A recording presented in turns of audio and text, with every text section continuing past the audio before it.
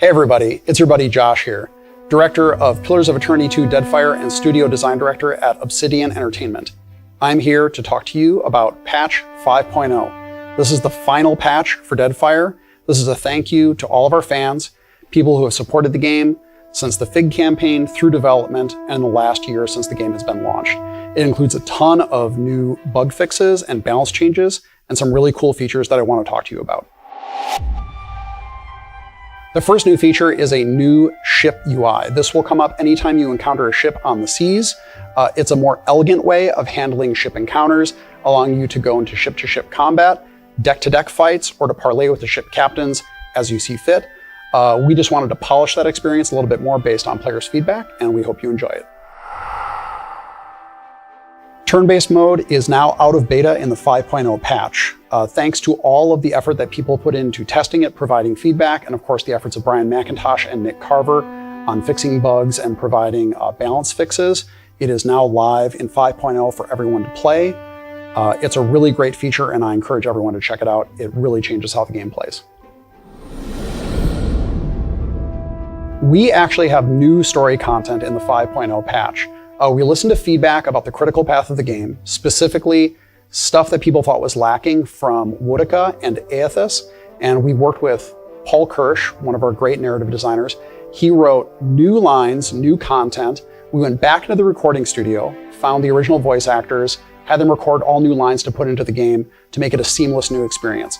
So if you've been wondering why there's so little reactivity from Woodica or why certain questions haven't been answered by Aethys, hopefully the 5.0 patch will put those to rest. They're really cool additions. Paul did great work on it. And yeah, it's really awesome stuff. A lot of players who went through on the factionless path or the anarchist path toward the end of the game found that by not choosing a faction to go with through Andra's Mortar, the game actually was shorter or significantly easier because it allowed them to bypass a lot of content. We've tried to address that in the 5.0 patch by pulling some of the critical items that you need out of Neketaka and putting them elsewhere in the world. Without spoiling the location, I'll just say that it will require more time and effort to go find those recipes, craft the items, and proceed through Andra's Mortar, and it makes for a more challenging experience overall. Even though it is not technically part of the 5.0 update, we are using this as an opportunity to release a new set of revised rules for the Pillars of Eternity tabletop role-playing game. For those of you who've been following the campaign for a while, you may remember that we released a 30-page-ish set of starter rules to a select number of backers. Since that time, we've taken feedback both from people outside the studio as well as from our own internal play group to make a 19-chapter set of rules that you can use to create characters and run a low-level campaign in Aora. This is available for anyone to download and check out and use. Please check out the rules, try running a little campaign with it, and give us your feedback, because with your help, we can make it into something that's even better. But now, it's time to go and talk about something incredibly important. Okay, everybody, I've saved the best till last. And by the last, I mean el último, the ultimate. It's back. People hated it in Pillars of Eternity because it was a Steam achievement, and they couldn't 100% their achievements, and it broke a lot of hearts and made people sad. But I always wanted to bring it back. And now we have. It is the final God challenge.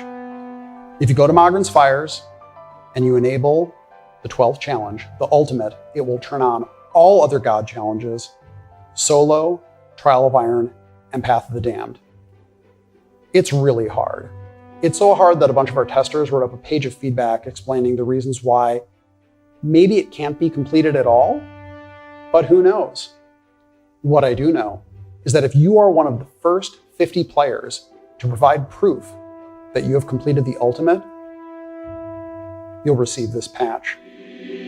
But that's not all.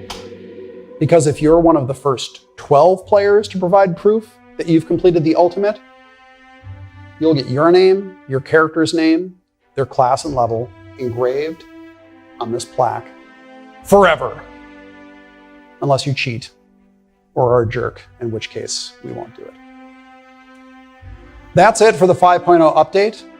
As always, I want to thank everyone for all of your help in making this game possible.